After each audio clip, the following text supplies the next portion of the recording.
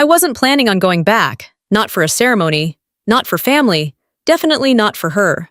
But the envelope sat on my kitchen table for 3 days, unopened, but somehow loud. A simple white card inside, printed in all caps. You are invited to the commissioning ceremony of Second Lieutenant Benjamin Archer, U.S. Army, ROTC, my little brother. The only one who never looked at me like I was a disappointment wrapped in uniform. The back had a note in handwriting I knew all too well. Elegant. Cold. Emily's. Hope you can show up for once. Classic. Emily Archer. My older sister attorney, at law high-functioning narcissist, since age 5. She always had a way with words that made you feel like you'd just been slapped with silk. She used to call me the spare kid, like I was an afterthought. She told people I joined the Navy because I couldn't get into college. Funny thing is, she never asked what I actually did in the Navy. No one did. So yeah, getting that invitation wasn't exciting. It was bait, a setup, a family reunion wrapped in guilt and passive aggression. But Ben, he was the only reason I even considered it. We weren't close when we were younger, but something shifted in recent years. He started reaching out, asking questions about serving. I kept it surface level. He still didn't know where I was stationed or what I did. Just that I wore the uniform, kept my mouth shut, and never came home. Until now. Booking the flight wasn't the hard part. Sitting at the gate was. I stared at the terminal monitor like it was going to blink and say, "Go back, this is a bad idea." But nothing came, so I got on the plane, headphones and sunglasses on, and hoped for turbulence bad enough to cancel landing. No such luck. North Carolina in May was hot, humid, and smelled like grass clippings and nostalgia. My hometown hadn't changed. Same wide streets, same empty storefronts, same judgmental eyes pretending not to look at you through their front porch blinds. I hadn't been home in 6 years. My mom picked me up from the airport in the same minivan she's had since I was 17. She barely made eye contact, just popped the trunk and said, "You still like Thai food?" I said. "Sure." We didn't get Thai. The ride home was quiet, which was typical for us. She filled the silence with updates I didn't ask for. The neighbor's dog died. The church got new windows.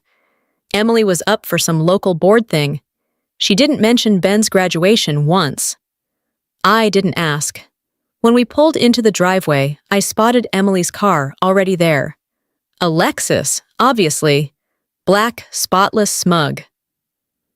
My mom turned off the ignition and said, "Try not to bring tension into the house. This weekend's about Ben." Sure, because I'm always the one who brings tension. I walked into my childhood home and felt like I was walking into someone else's life. Family photos lined the hallway, Emily in her cap and gown, Emily receiving an award, Emily with some judge. No photos of me in uniform, not one. I stepped into the living room. There she was. Emily stood by the fireplace, holding a wine glass like she was posing for a campaign ad. She looked me up and down with that tight smile she'd perfected over the years. "Well, look what the Navy dragged in." I smiled back. "Well, look who's still quoting lines from 2006. She laughed. That high-pitched, rehearsed laugh that said, "I'm still better than you." My mom offered me the guest room. Emily chimed in that she had taken the master because her back couldn't handle the twin beds anymore. I didn't argue. I didn't care. I didn't come for comfort. I came to show up for Ben. I'd sleep on the roof if I had to. Later that night, I sat on the porch alone. Ben got home late from a pre-grad dinner. When he saw me, he lit up. Genuinely. Not the fake family smile. "You really came." "Yeah," I said. "Couldn't let you be the only one in uniform tomorrow." He looked down. "I didn't know you were an officer." I nodded. "There's a lot you don't know." He sat next to me and said, "I'm glad you're here. It means a lot." Right then I realized Emily couldn't take that from me. She could twist every story, own every photo frame in the house, and smile through every backhanded comment, but she couldn't take this moment. Not this one. Before we go any further, if you've got family like this, drop a comment below. And if you're into real military stories that feel more like therapy than TV, hit subscribe. Trust me, it gets better. Or worse, depends on how you look at it. Ben headed to bed, and I stayed outside for another hour. Not because I couldn't sleep, but because I needed to remember how to breathe in that house without letting it choke me. Inside laughter, Emily's voice again. I didn't need to hear the words. I knew the tone. Tomorrow was going to be fun. The next morning, I could hear Emily laughing before I opened my eyes. Not the casual kind of laugh either. The kind she used in law school debates and charity luncheons, loud enough to say, "I'm winning," even when no one's playing. I rolled out of bed and walked barefoot into the hallway. The smell of over-toasted bagels and over-sweetened perfume clashed in the air. Mom and Emily were in the kitchen sipping coffee like it was a press conference. I didn't even get a good morning. Emily turned and said, "You're up. There's still some cream cheese left if you're into carbs again." Right, because now she's a wellness guru. Last I checked, she lived on boxed wine and gossip. I poured black coffee, ignored the cream cheese, and sat at the end of the table like a distant relative who married into the wrong side of the family. Mom scrolled through her tablet. Emily talked about her campaign for some local advisory board, like she was gunning for Congress. "I'm only doing it because people asked me," she said. "They say I bring a fresh voice." I bit into a banana just to avoid answering. Mom smiled, too invested to notice the side eyes flying across the table. Emily eventually turned to me and asked, "What's next for you after whatever it is you're doing?" I swallowed the banana like it was gravel. "Still serving," I said. "Same assignment. Overseas mostly." She sipped her coffee like I'd said nothing. Must be hard not having a real address. Before I could respond, Ben walked in wearing his pressed uniform, hair still wet. He lit up the room just by showing up. Emily instantly turned into big sister mode, TM. "You look so handsome, Benny. Just like Dad in his dress blues." Ben looked at me, then back to her. "Yeah, well, he didn't serve in the Navy." Emily laughed like that was cute. "Sure, but military is military. You know what I mean." She didn't, and he knew it. We got through breakfast without bloodshed, which in this family was a win. Later that afternoon, Mom sent us all to the living room under the excuse of some family time before tomorrow. She brought out an old box of photos. Emily took over the whole show, narrating each picture like it was a TED Talk about her own childhood. "This is me in first grade, won the spelling bee." "Oh, and here's me with Dad at my piano recital." No one asked, but she kept going. Then she pulled out one photo, paused, and tilted her head. "Oh, wow! Natalie, remember this, from that semester you tried college?" I looked at the photo. I was maybe 18. Hoodie backpack bags under my eyes. The picture of someone trying way too hard to prove they belonged. Emily smirked. "You dropped out, what, 6 weeks later?" Ben looked down. Mom didn't say a word. I stood up and said, "I'm gonna get some air." On the porch, I lit a cigarette. I hadn't smoked in 2 years, but standing in that living room felt like breathing through a straw. Ben came out a few minutes later, holding 2 beers. "I thought you quit." "Just one," I said. "I'll quit again tomorrow." He handed me a bottle. "You okay?" "Yeah," I lied. He sat beside me and took a long sip. "Emily's not as funny as she thinks she is." "She's not funny at all," I said. "She's just loud and well-practiced." He laughed. "I've been watching her do this for years. She's like a walking resume." We sat there for a while, not saying much. It was the most peaceful moment I'd had since landing. That night we had a family dinner. Mom's idea. Homemade pot roast, mismatched candles, and tension so thick you could spread it on toast. Emily opened a bottle of red wine she brought back from Napa, because of course she did. Dinner conversation started fine. Ben talked about his ROTC training. I asked questions, nodded, let him shine. Then Emily shifted the mood. "You know," she said, "it's really nice to see both my siblings doing well. Ben's commissioning and Natalie surviving." Mom forced a smile. "Not everyone measures success the same way," she said, which from her was a rare attempt at neutrality. Emily kept going. "I mean, it's impressive that you stuck with it. Most people just get out after a few years. I tell people all the time, you're very disciplined. She said it like she was describing a lab rat who could use utensils. I set down my fork. You don't need to perform right now, Emily. No one's voting. She blinked. Just once. Then smiled. I'm just making conversation. No, you're making a scene look casual. Ben looked between us like a referee with no whistle. Mom said, "Can we just have one dinner without this?" I got up and started clearing plates. Emily leaned back and said, "I hope tomorrow isn't awkward for you. You know, with all the military people around." I didn't answer. I didn't need to. As I rinsed the dishes, I could hear them laughing behind me again. The two of them like the stars of their own sitcom. I wasn't a guest in that house, I was the punchline. I dried my hands and stepped out to the backyard. The air was cooler than expected. Standing under the porch light, I realized something I hadn't thought about in years. They didn't know me. Not anymore. Maybe they never really did.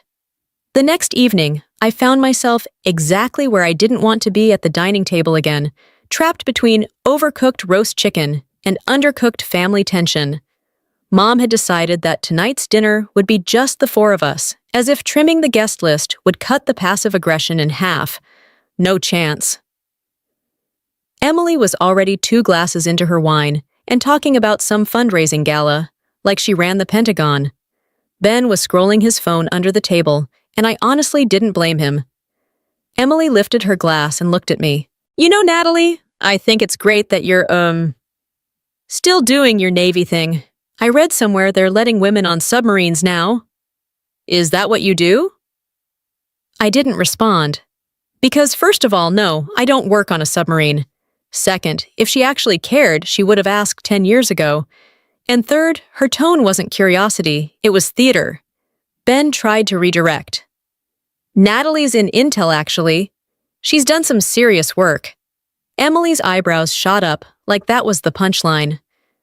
Intelligence. Huh? I always thought you'd be more field work. I gave her a polite smile.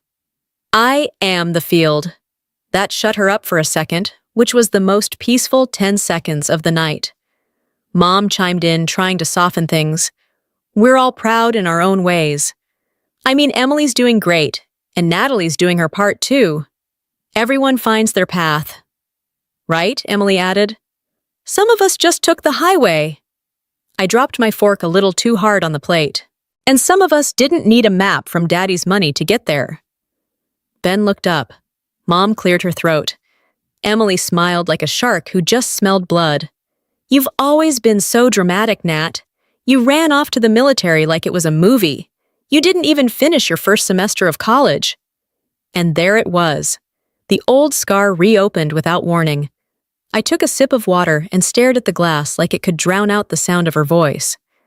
She wasn't wrong I had dropped out. What she never told anyone, though, was why. Freshman year fall semester. I was barely scraping by, working 2 jobs trying to keep my head above water. I'd gotten a conditional scholarship needed to maintain a certain GPA and complete orientation. Pretty simple if someone didn't intercept the confirmation email. Someone like Emily. She had access to the family email back then, Mom's mostly. She always helped manage things. I found out months later she deleted the reminder notice for my scholarship deadline. I missed the meeting, lost the funding, dropped out within 2 weeks. Coincidence? Sure, if you didn't know her. That night, I had packed my things and rolled with a recruiter and never looked back. But none of that was said out loud. Because in this house, silence was the only form of self-defense that didn't turn into a lecture. Ben broke the tension with a simple, I'm glad you're both here. Tomorrow means a lot. Emily reached over and grabbed his hand like she was being filmed. Of course, baby. You've worked so hard, and I'm so proud. You're the best of all of us. She made sure to look at me when she said it. I stood up and started clearing plates. It wasn't even dessert yet, but I'd had my fill. In the kitchen, I stacked dishes just to give my hands something to do. Mom walked in behind me quiet. She handed me a serving spoon and said, You shouldn't let her get to you. I didn't turn around. I don't let her do anything. She just never changes. She's just under a lot of pressure. She's handling a lot these days. So am I said. But I don't humiliate people to feel better about it. Mom didn't answer. She went back to the table like nothing happened, like it always was. I stayed behind wiping down a spotless counter. The rest of the evening moved on without me. Laughter from the living room voices I didn't want to listen to. Ben poked his head into the kitchen once and asked if I was okay. I nodded. He believed me. I appreciated the lie more than the truth. Later that night, I lay awake in the guest room staring at the ceiling. I could hear Emily on the phone in the next room, probably telling someone about the emotional veteran act she had to deal with tonight. I closed my eyes and reminded myself why I came. Not for her, not for Mom, for Ben. He deserved someone in his corner who didn't smile through their teeth. And maybe, just maybe I needed to be here for me too. Because every time Emily opened her mouth, she confirmed something I'd suspected for a long time. This wasn't just about family. This was about control, about ownership of the story. And she wasn't going to own mine. The front door creaked just enough to make me pause. I slipped out before sunrise, keys in hand, coffee in a travel mug, no note left behind. The house was quiet. Emily hadn't started her daily performance yet, and Mom was probably still dreaming of a version of our family that never existed. Ben was asleep, most likely, exhausted from playing diplomat between people who don't deserve one. I got in the car and drove without a destination. I knew this town better than I wanted to, and it didn't take long for the roads to lead me where I knew they would, the old marine supply depot where my dad used to work before retirement. Half of it was shut down now, fenced off, probably waiting for a Starbucks to take its place. I parked across the street and sat there sipping burned coffee and watching the building like it might talk back. This was where Dad used to take me on Saturdays. He'd walk me through the equipment sheds, teach me how to tie knots, and quiz me on rank insignias like it was a game. He wasn't warm, but he wasn't cold either. Just strict, predictable. Reliable in the way a brick wall is reliable. He never told me to join the military. He also never said not to. But when I signed the papers and left without a word, I never got one back from him either. A tap on my window broke the silence. It wasn't hostile, just a knuckle on glass. I rolled it down halfway, and there he was. Sergeant Colburn, gray-beard Navy hat, still chewing toothpicks like he did 20 years ago. "I'll be damned," he said. "You're Archer's kid, aren't you?" "Still am I?" said. He smiled. "You look just like him standing out here." "I hope not. I'm better looking." He laughed. "What brings you by?" "This place isn't exactly tourist-friendly anymore. Just passing through. My brother's commissioning tomorrow. No kidding, he'd follow you into the Navy Army. But we forgive him." Sergeant Colburn nodded. "Your dad'd be proud. Of both of you. I didn't say anything to that." He didn't push. Instead, he leaned on the car door like old habits die slow. "I heard you stayed in. Intel, right?" I nodded. "That tracks. You were always the quiet one. Smart, dangerous. Don't tell my sister that I said." He grinned, then stepped back. "Tell Ben congrats. And tell your old man hello next time you stop by." I didn't correct him. I just nodded, rolled the window up, and sat there until he disappeared behind the chain-link gate. Back at the house, the mood had shifted. Emily was at the kitchen island, dressed in yoga clothes she never used for yoga. She was on the phone pacing, talking about flower arrangements, and seating charts like this was a wedding, not a graduation. Mom was flipping pancakes, smiling, like we were all one step away from being featured in a syrup commercial. When I walked in, they both looked up like I'd just returned from a crime scene. "You went out?" Mom asked like I'd broken curfew. "Just to drive." Emily chimed in. "Well, make sure you're back in time tomorrow. The ceremony starts at 10 sharp, and they're really strict about late seating. Military types, you know how they are." I grabbed a plate and didn't answer. There was nothing to say that wouldn't start a fire. Mom sat down across from me. "So, are you still over there overseas sometimes? And they don't tell you where you're going?" "They do. I just don't tell you."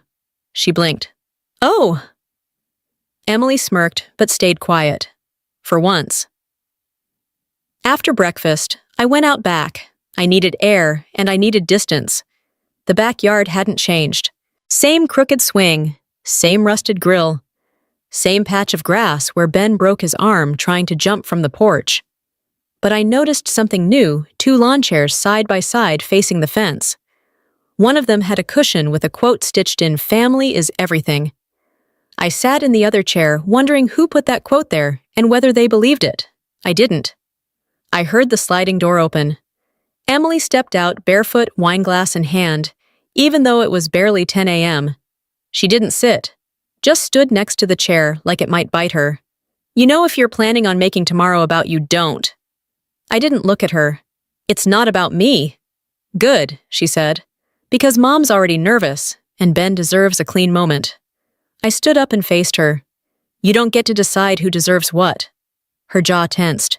"You think you've sacrificed more than the rest of us, that wearing a uniform makes you better?" "No." "But it sure as hell makes me quieter." She didn't answer that. Instead, she looked past me toward the fence.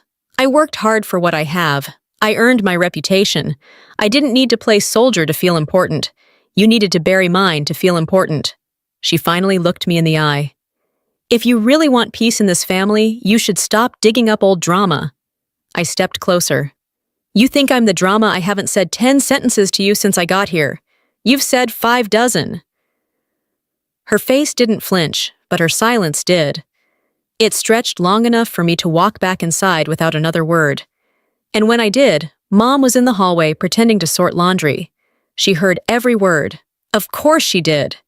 The iron creak of my uniform belt buckle was the only sound in the guest room that morning. I dressed slowly, deliberately. The mirror on the closet door was too short, so I had to crouch a bit to double-check my medals, then brush off invisible lint from my jacket out of habit. Navy dress whites are like armor. They look clean, even when you're falling apart underneath. Downstairs, the house was a different kind of battlefield. Emily was in full event host mode, giving orders like she had a headset and a clipboard. Ben grabbed the programs from the dining room. "Mom, make sure the camera battery's charged." "Natalie, you ready yet?" I ignored the question and walked straight to the kitchen for coffee. No one stopped me. Ben came in, adjusting his collar nerves, visible in every movement. "You look sharp," he said. "You too," I replied, tightening his tie just enough to make it regulation. "You remember your speech?" "Mostly. You gonna sit with the family?" I paused. "Yeah, I'll be there." He smiled, nervous but real, and went back to double-check his ribbons in the mirror. That kid had no idea what kind of circus act was being built around him, and honestly, that was for the best. The ROTC commissioning ceremony was held at the Civic Auditorium, which tried very hard to look like a federal building, but ended up resembling a DMV that got promoted. Red, white, and blue streamers hung awkwardly from the ceiling tiles. The folding chairs were plastic and unforgiving. Flags lined the walls like wallpaper, designed by a history teacher. "We arrived early," Emily insisted. She made a big show of handing out name tags, even though no one cared. Hers read Emily Archer, family rep. Mine just said guest. "Nice touch." "Don't forget," she whispered to me as we took our seats near the front. "You're not in uniform today. Try not to stand out." I didn't answer, didn't need to. The ceremony began on time. A full-color guard marched in. The national anthem played on cheap speakers that still managed to make everyone stand a little straighter. Then came the speeches, some good, most not. The university president mumbled. A local congressman tried to be funny. The room clapped politely, even when it didn't make sense. Ben sat on stage fourth from the left, hands folded back straight. He looked calm. He looked ready. Then Emily was called up. "Representing the families of our graduates, please welcome Ms. Emily Archer." Of course she was. She walked to the podium like it was built for her. Perfect posture, tight smile, voice clear, like a campaign ad. "I'm honored to speak on behalf of the families today," she began. "And I'd like to say how proud we all are of these brave, dedicated young men and women who are committing themselves to service. Their courage reminds us that leadership doesn't always come with applause. Sometimes it comes with quiet determination." Nice line. Probably rehearsed in the mirror all week. Then her tone shifted just a touch. "Every family has its own story. Some stories are about tradition, some are about starting over, and some are complicated. People chuckled. I didn't. I know in my own family, not everyone took the same path. She continued, eyes scanning the room, but never landing on me. Some of us left school early to find themselves, some took longer to grow up. But that's the beauty of family, we show up anyway. More polite laughter. My mother nodded, clearly impressed. Emily had just managed to insult me in public in uniform, with plausible deniability and a smile. I folded my arms and stared straight ahead. The plastic chair creaked beneath me. Emily wrapped up with a toast to the graduates, another quote from someone famous she probably Googled that morning, and then stepped down to applause that she soaked up like sunlight. Ben's name was called next. He walked across the stage and saluted the presiding officer, who returned the gesture sharply before pinning his bars. Ben looked proud. Like this was the beginning of something, not the middle of a family soap opera. And then, just as he was about to walk off stage, the presiding officer turned and said something to another man in uniform behind him. The second man stepped forward. He was taller, lean gray at the temples, clearly Navy. He wore the rank of a captain. He scanned the audience, eyes sharp but calm, and then started walking toward the first row, toward me. My breath caught before my mind registered what was happening. The Navy captain stopped 2 feet in front of me, squared his shoulders, and saluted crisp, precise, unquestionable. "Lieutenant Archer," he said, loud enough for everyone nearby to hear. "Didn't expect to see you stateside." Emily turned. Her eyes widened, smile frozen mid-reaction. I stood instinctively and returned the salute. "Captain Reyes," I said. "Always an honor." The silence around us was immediate. Even the congressman stopped checking his phone. Reyes nodded once, then turned and walked back toward the stage like nothing had happened. But something had. People started whispering. I heard words like, "Lieutenant Intel. Did you see that?" And, "Wait, she's military." Ben beamed from the side of the stage. Emily didn't say anything. She didn't have to. Not anymore. The energy in the room shifted like someone had unplugged the script and tossed it out the window. Nobody clapped right away. Nobody spoke. Even the row behind us, full of proud parents and bored uncles, went stiff. It wasn't the salute itself that hit the air like a lightning strike. It was who was being saluted. And how. Ben stood frozen on the stage, mouth slightly open, like he had just watched a different kind of commissioning happen in front of him. I gave him a nod, a small one, but enough. His smile told me he understood. Emily, on the other hand, looked like she had swallowed a lemon whole. She leaned toward me, still smiling for optics, and whispered through her teeth, "What the hell was that? I didn't break my posture." "It's called respect." Her eyes darted between me and the stage like she was trying to make sense of it all. "You know him, Captain Reyes?" "Yeah. I work under his division." I kept my voice calm, conversational. Like we were talking about weather. "You're a lieutenant?" I looked her square in the eye. "I am." She blinked like it physically hurt to hear the words. The rest of the ceremony stumbled forward, but nobody was really paying attention anymore. One by one, graduates crossed the stage, got their bars shook, hands, saluted, smiled for pictures. But the oxygen had changed in the room. Everyone was trying to act normal, but their eyes kept sliding back to me. The woman in the white uniform that no one expected to matter. When the final names were called and the closing remarks droned on, I sat perfectly still, hands on my knees, face calm. Emily didn't say another word. Her perfect posture had deflated half an inch. I could see it in the way she held her jaw tense like someone bracing for impact, but not sure where the blow was coming from. Outside the auditorium, people mingled, took photos, hugged, laughed. Families grouped together like little clumps of pride.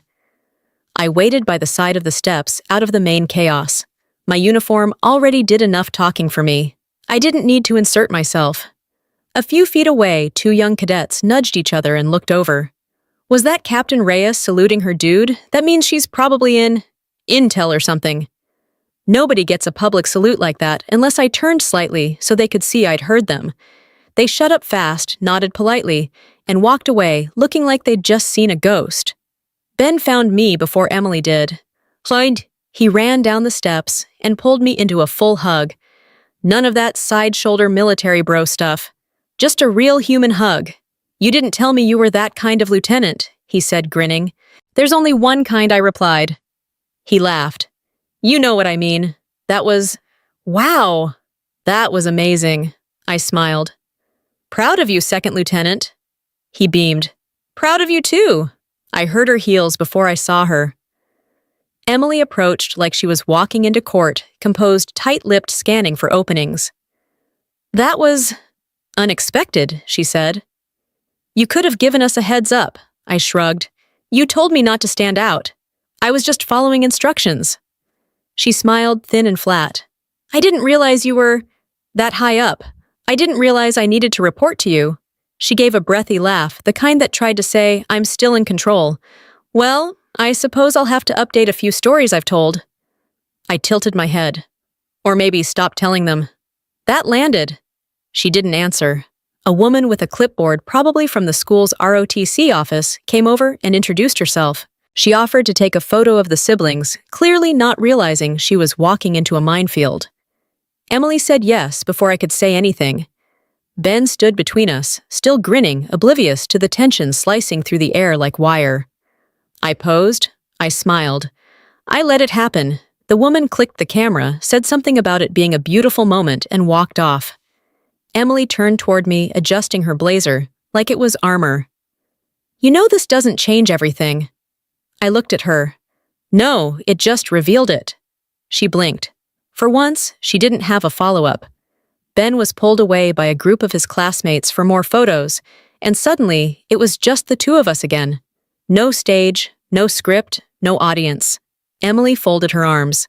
Why didn't you ever say anything to Mom? To me? Would it have made a difference? She didn't answer. That was answer enough. I looked at her, not with anger, not with smugness, just clarity. You've spent years telling stories about me, building a version of me that makes your version of you feel better. And I let you. Because it didn't matter. She opened her mouth. I cut her off. But it does now. Because the people you were trying to impress just watched your version fall apart in one salute. Emily stood still, lips pressed tight. But for the first time, she didn't look angry. She looked exposed. And for once, I didn't feel like the problem in the family photo. I felt like the only one in focus. The car ride home should have been loud, full of congratulations plans for dinner, maybe a can you believe it or a two. Instead, it was quiet enough to hear the turn signals click. Ben rode in the passenger seat beside Mom, who was uncharacteristically quiet. Her hands gripped the wheel tighter than usual.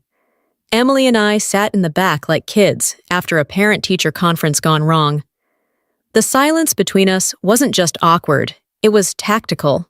Emily tapped her nails against her phone screen, pretending to text. Probably crafting some neutral-sounding social media caption about the ceremony without mentioning anything that happened. Something like, so proud of my little brother today. Our family has a proud tradition of service, which in her mind would somehow still include her. Ben finally broke the silence. So, is everyone coming to the dinner tonight? I already made a reservation. Mom said, eyes on the road. 6 o'clock. That Italian place Emily likes. Emily spoke without looking up.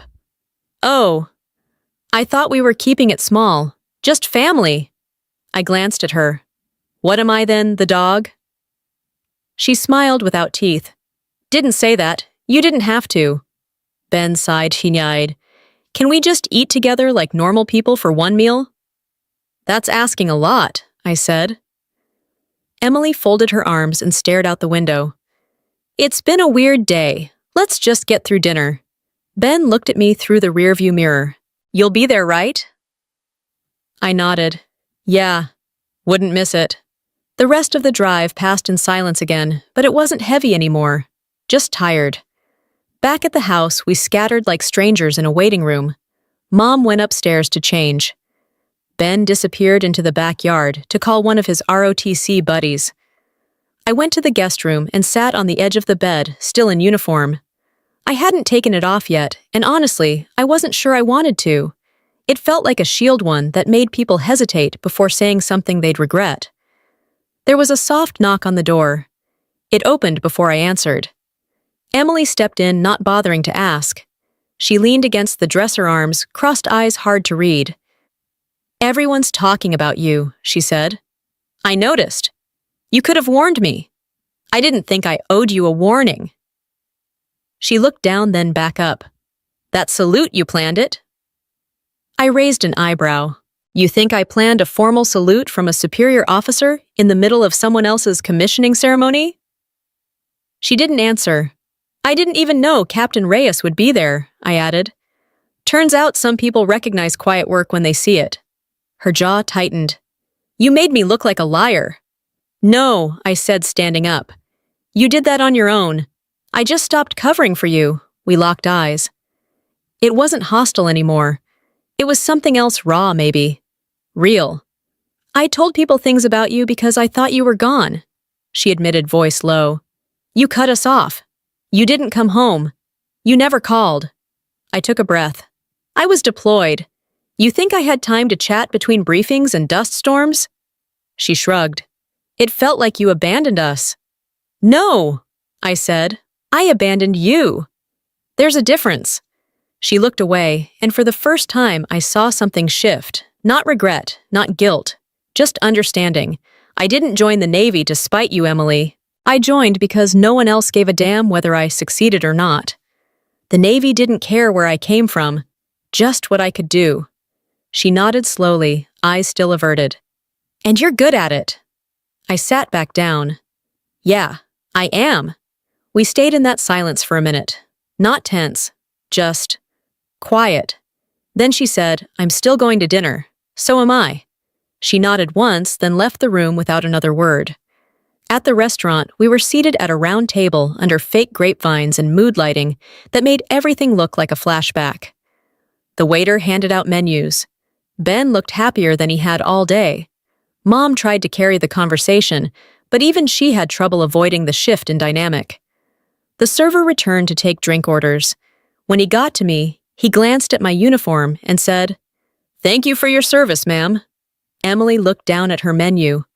Ben raised his glass of soda. "To both my sisters, one who taught me how to hold my ground, and the other who taught me how not to fall apart." Emily raised her glass. "I'll take that as a compliment." I lifted mine too. "You should." We clinked glasses. The toast landed better than any of us expected. The food came. The mood relaxed. Someone brought up old memories, ones that didn't hurt to laugh about. Mom showed the waiter pictures of Ben on her phone like he was the first human ever commissioned. For once, the silence wasn't full of tension. It was full of room to breathe, and that alone made the meal worth showing up for. The next morning, I woke up to the smell of burned toast and the sound of someone swearing softly in the kitchen. Ben, probably trying to be helpful. I rolled out of bed, finally. Out of my uniform, wearing sweats and an oversized navy hoodie that had seen better years but still felt like home. Downstairs, the house looked like it had been through a wedding and a funeral in the same weekend. Wrapping paper, empty glasses, chairs out of place. Emily sat on the couch with her laptop open, typing furiously. I glanced at the screen, her personal blog. Of course! She ran one of those lifestyle/career blogs where she dispensed advice on balance boundaries and building your brand. It was mostly read by other women who hated their sisters but didn't know why. I headed into the kitchen, poured coffee, and caught Ben halfway through murdering a second slice of toast. He grinned sheepishly. "I was trying to make breakfast," he said. "I think I offended the toaster." I laughed. "It's okay. The Navy taught me how to survive on worse." He looked proud of that somehow. Back in the living room, Emily called out without looking up. "Oh, Natalie, can you send me that photo from the ceremony, the one where the Navy guy saluted you?" I froze. I hadn't even looked at that picture. I didn't know who took it. Apparently someone did. "Who sent it to you?" I asked. "Someone tagged you in it. Facebook or Instagram, I don't know. It's going around." I pulled out my phone. A group photo had been posted on the ROTC program's public page. There I was standing in dress whites, returning a salute from Captain Reyes. Clear as day. And in the corner of the image, standing off to the side, was Emily. Her face was slightly blurred, caught mid-turn, like she'd been pulled out of a dream and dropped into reality. The post had a caption, a surprise salute to Navy Lieutenant Archer, a reminder that leadership often runs deep in families.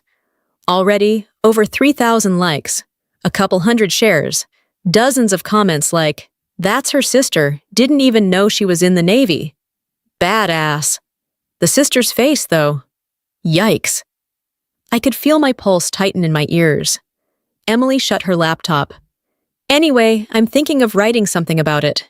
You know, turning the moment into a reflection piece. About growth, unexpected pride, family dynamics, real vulnerable stuff." I stared at her. "You want to use my moment to build your content?" She looked confused, or pretended to. "What I'm just saying, people are interested. You went viral. Might as well ride the wave." Ben stopped mid-chew. "Are you serious right now?" Emily turned toward him, like he was interrupting something important. "It's not a bad thing, Ben. This kind of exposure helps all of us. I mean, Mom was getting questions about Natalie all through dinner last night. People want to know the story." I walked over calm but solid. "There is no story for you to tell, Emily. Not this time." She narrowed her eyes. "I'm not painting you in a bad light. I'm literally complimenting you. You're using me. Again, like a headline, like a talking point that makes you look generous for supporting me when you've spent years pretending I didn't exist." Ben put his plate down harder than necessary. "You've been trashing her since I was in high school.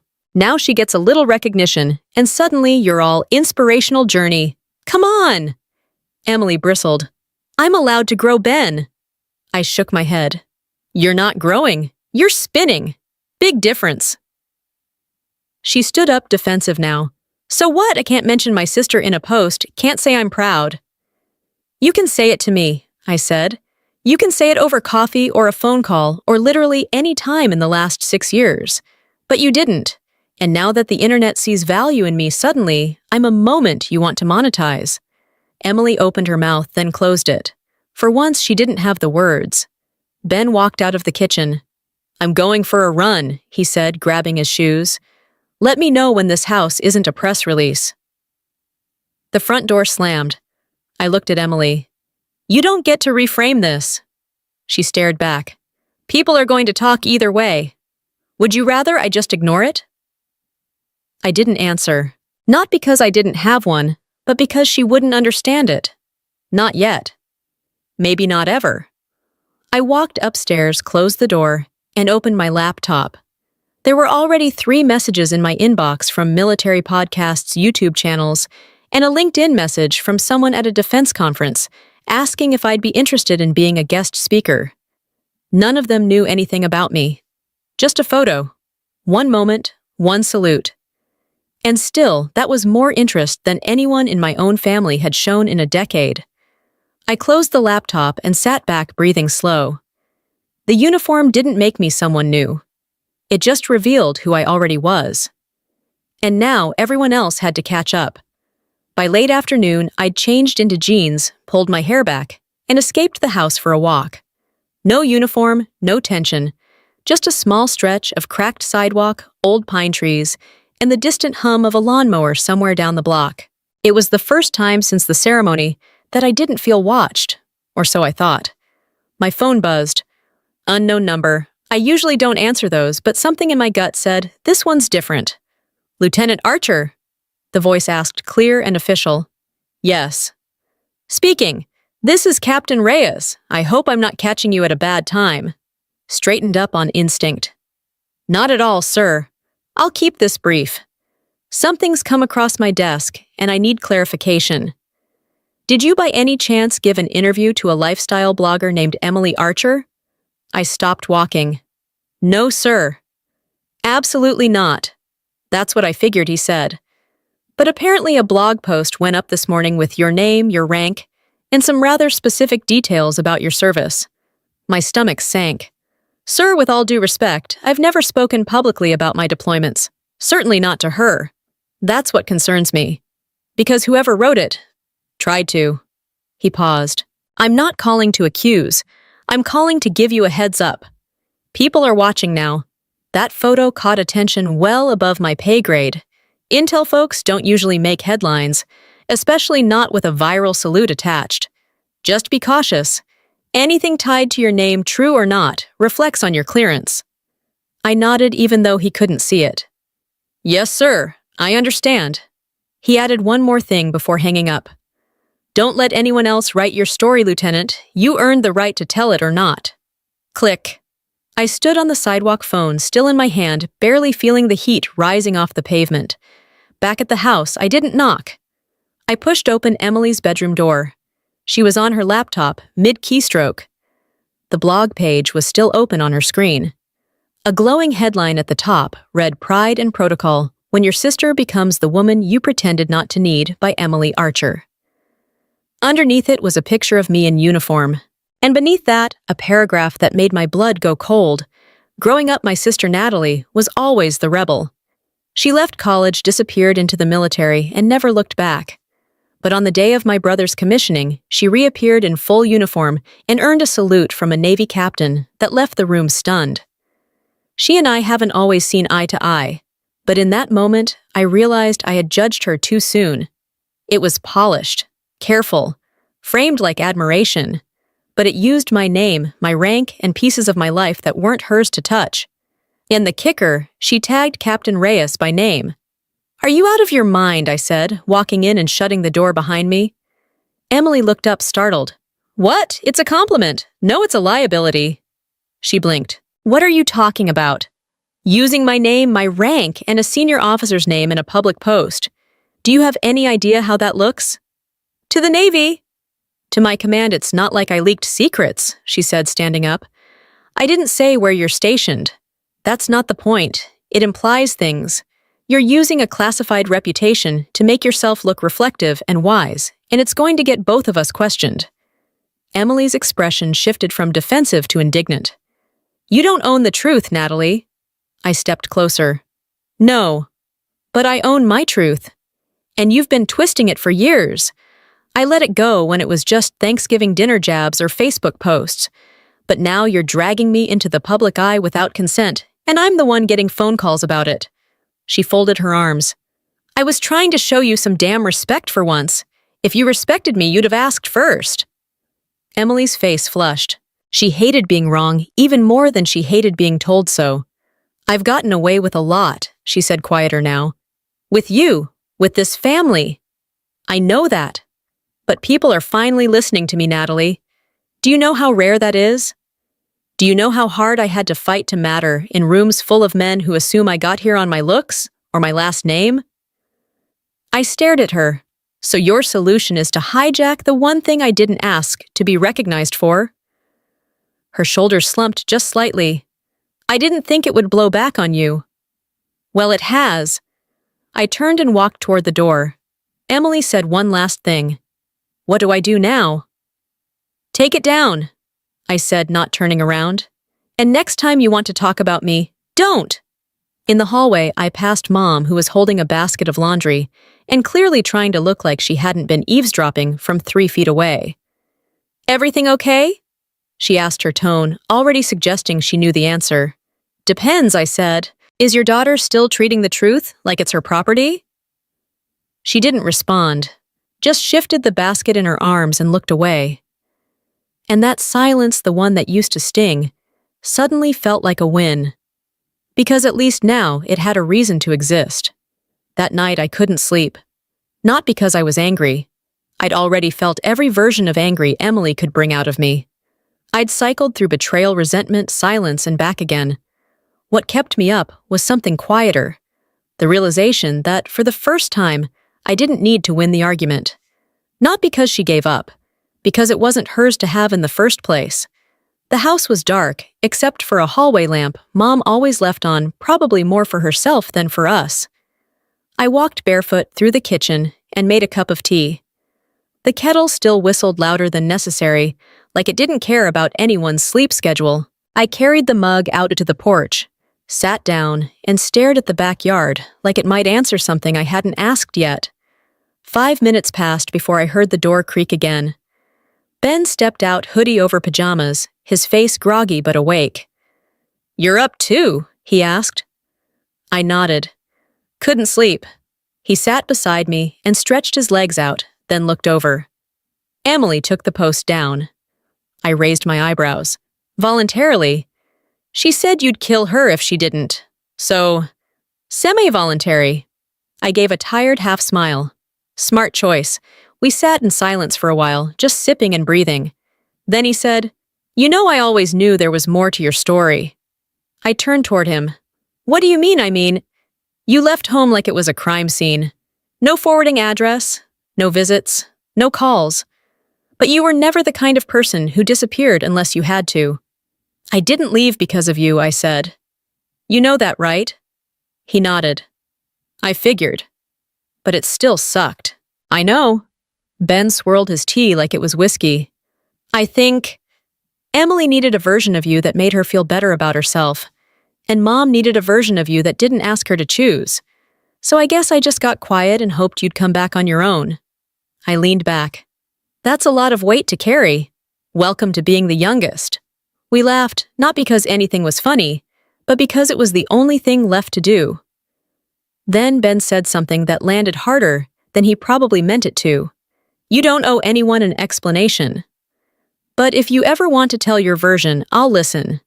I looked at him and saw the kid I used to sneak snacks for during boring family dinners. The kid who used to ask me to quiz him on state capitals, even after he already had them memorized. The one person who never asked me to be anyone other than exactly who I was. I reached over and squeezed his hand. "I appreciate that," I said, "but you already know the version that matters." The next morning, I got up early and packed. My return flight wasn't until the evening, but I wanted to be out of the house before Emily started talking like nothing ever happened. Before Mom tried to wrap this visit in a bow and pretend it all went exactly as she hoped. I left a note on the fridge. "Ben, proud of you. Mom, take care. Emily, silence suits you." And then, just for balance, P.S. I took the good coffee. My duffel was already in the trunk when Ben came jogging out, barefoot, shirt halfway on. "You're leaving now?" "Yeah. Early check-in. Might grab lunch at the airport." He frowned. "You're not staying for dinner." I smiled. "One more sit down with the family." "That's a tactical error, Lieutenant." He laughed and pulled me into a hug. "Fair." He stepped back and added, seriously though, "Thanks for coming, even with all the other stuff." "Nothing's perfect," I said, "but this trip got closer than I expected." He looked like he wanted to say something else, then thought better of it. As I got into the car, he leaned on the open window. "You're kind of a legend now, you know," I shrugged. "I didn't do anything special." "You didn't have to," he said. "That's the point." I drove off without looking back. Not because I didn't care, but because I didn't need to see the house again to know I'd been there. Really been there. Present. Awake. Seen. The road was quiet, just miles of pavement stretching ahead. No noise, no noisemakers, no reputation to defend. It hit me then, the thing that had changed. For years, Emily had told a story about who I was. She told it with jokes, with omissions, with little barbs and well-placed smirks. And I had let her, because fighting back felt like playing her game. But now she could still talk if she wanted, spin her narratives, drop her lines, publish her blog posts. I just wouldn't be in the room for them anymore. And without an audience, her stories had no teeth. That's the thing about truth. It doesn't always need applause. It just needs to be lived. The airport was packed. Kids crying, businessmen yelling into phones, families dragging suitcases like they were made of concrete. I moved through it all with the ease of someone who's flown in and out of war zones and knows TSA lines are just another kind of chaos, louder, less armed, but no less exhausting. I was still early, so I sat near my gate with a black coffee and nothing to do. For the first time in days, I had nobody's expectations pressed against my skin. No Emily watching for flaws. No mom calculating every word. No spotlight from strangers trying to match my face to a viral photo. Just me, a seat by the window, and the simple satisfaction of silence. My phone buzzed. A message from Captain Reyes. Heard it all got smoothed over. Good. Stay sharp, Lieutenant. I smiled. The kind of smile you don't notice until after it's already happened. I typed back, "Appreciate the heads up, sir." Situation contained. Then I turned the phone face down. Out of habit, I scanned the crowd. A woman in uniform always catches stares, some respectful, some curious, a few skeptical. I spotted a man in a suit 2 rows down, subtly trying to figure out my rank without being obvious. He failed. People always do. Across from me sat a girl no older than 10, swinging her feet and staring directly at my ribbons. Her mom whispered something and tugged at her arm, embarrassed. I gave the kid a small smile and a wink. She smiled back, then went back to her juice box. Mission accomplished. I closed my eyes for a moment, and in that in-between space, my mind drifted back to a different gate. A different goodbye. 12 years ago, backpack slung over one shoulder, I stood at the same airport alone, boarding a flight to Basic. No send-off, no fanfare. Just a one-way ticket out of a house that didn't have room for me anymore. I remembered Emily's parting words. "Don't forget to write if they let you." I never did.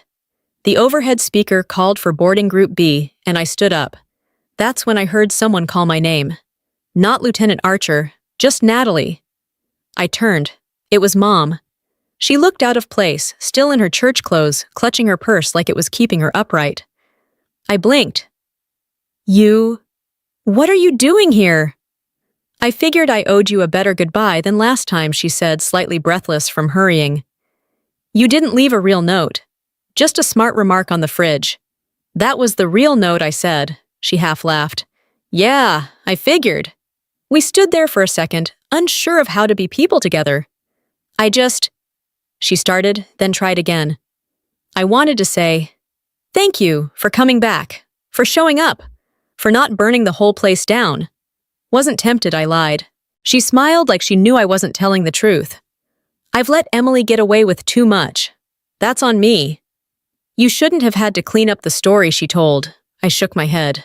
"I didn't clean anything up. I just stopped hiding from it." She nodded quiet for a second. Then she asked something I never expected. "Do you think we could talk more? I don't mean now. I just mean, maybe not wait another 5 years." I tilted my head. "That depends. On what? On whether you're reaching out to know me, or just to manage me." She swallowed that slowly. "I'll try to get it right," she said. The gate agent called for final boarding. I looked over, then back at her. She stepped forward and hugged me awkwardly, at first like we were both remembering how. "Take care of yourself, Natalie," she said, letting go. "You too," I replied. "And take Emily off speakerphone more often." She laughed. "That bad, worse, I said." We parted at the gate. No big send-off, just an understanding, and that was enough. On the plane, I settled into my seat by the window, watching the tarmac roll by as we taxied. I thought about all the things my uniform had fixed, all the doors it had opened, all the conversations it had made people finally listen to, and I also thought about the things it couldn't touch. The gaps between me and my sister, that wasn't a military issue. The years I spent wondering if my absence made me a traitor to my own blood. No medal cures that. And the truth, some things are too personal to salute. But still, it felt good to leave this time on my own terms. Not as someone escaping, but someone returning to who she's always been. Back in San Diego, the air always smelled like salt and metal, the mix of ocean and infrastructure that told you the Navy was never far. I stepped out of the airport with my duffel on my shoulder, and my name back in my mouth. Not Natalie the dropout. Not just the other sister. Not the myth Emily sold to friends and strangers for years. Just Lieutenant Archer. No disclaimers required. The base hadn't changed. Still the same security checkpoint, still the same gruff voices at the gate, still the same rows of concrete buildings that all looked like they were designed by someone who hated curves. I checked in, nodded at a few familiar faces, and headed toward the office. My first day back wasn't until Monday, but I wanted to stop in, get ahead of the noise. Captain Reyes wasn't one to let things hang. When I stepped into the hallway, I saw him already at the far end, talking to someone in civilian clothes. He caught sight of me and nodded, finishing his sentence before walking over. Lieutenant, Captain. We stood there for a second, like two people trying to figure out whether to go formal or honest. He broke the tension first. I read the follow-up article, he said. Looked like your sister did the right thing in the end. I gave a small shrug. She took the post down. I wouldn't call that a redemption arc. He smiled just slightly. Sometimes quiet actions mean more. We walked together toward his office. No rush, just a shared pace. He opened the door and waved me in, gesturing toward a chair. I figured you might be stopping by, he said. Your inbox is already filling up. A couple of conference invites and a journalist from the Navy Times wants to profile you. Let me guess, because of the photo. Mostly. And the story attached to it. I didn't write a story, I said. You didn't have to, he replied. That's the power of silence. When people expect you to explain yourself, and you don't, they lean in closer. I sat back. I'm not interested in being a mascot. Good, he said. We don't need mascots. We need people who know how to disappear when the mission needs it and show up when it matters. He reached into a drawer, pulled out a file folder, and slid it toward me. Speaking of missions, this one came in while you were gone. Quiet work, real impact. They asked for you. I opened the folder and scanned the first page. Nothing flashy, nothing public. Just intel work, precise, messy, and critical. The kind of job where success means no one ever hears your name. I'm in, I said, closing it. He nodded as if he already knew. When I left his office, the sun was high. I walked past a line of new recruits jogging across the lot, shouting cadence, their steps uneven, still learning what it meant to move together. One of them glanced my way, saw the insignia, and saluted out of instinct. Sloppy but sincere. I returned it clean sharp. And as I dropped my hand, I thought about all the salutes I'd received over the years. The ceremonial ones, the respectful ones, the silent acknowledgments between equals in foreign deserts under worse skies. But the one that changed everything wasn't given by protocol. It wasn't earned by rank. It wasn't part of the plan. It was Captain Reyes mid-ceremony choosing to acknowledge a truth that had been ignored for too long. A truth that didn't need applause. A truth that cut through years of distortion with a single motion. One salute in front of everyone without fanfare, and suddenly every lie ever told about me collapsed under the weight of reality. That's what power looks like when it's used right. Not to silence, not to embarrass, but to reveal. And not to prove anything, just to confirm what was already true. As I passed the main gate on my way to housing, I saw a poster taped to the bulletin board, a grainy printout of the viral photo. Someone had written under it in Sharpie respect, doesn't need permission. I didn't smile. I didn't roll my eyes. I just kept walking. Because for once there was nothing left to say. Not to Emily, not to my mom, not to the strangers who used to call me a disappointment. Not even to myself, because the truth had finally stood up in full uniform, and everyone had to sit with it. If stories like this one hit home about military life, family drama, and the quiet kind of revenge that really lands, make sure to subscribe to the channel. We've got more real, raw, and unapologetically American stories coming your way. You won't want to miss them.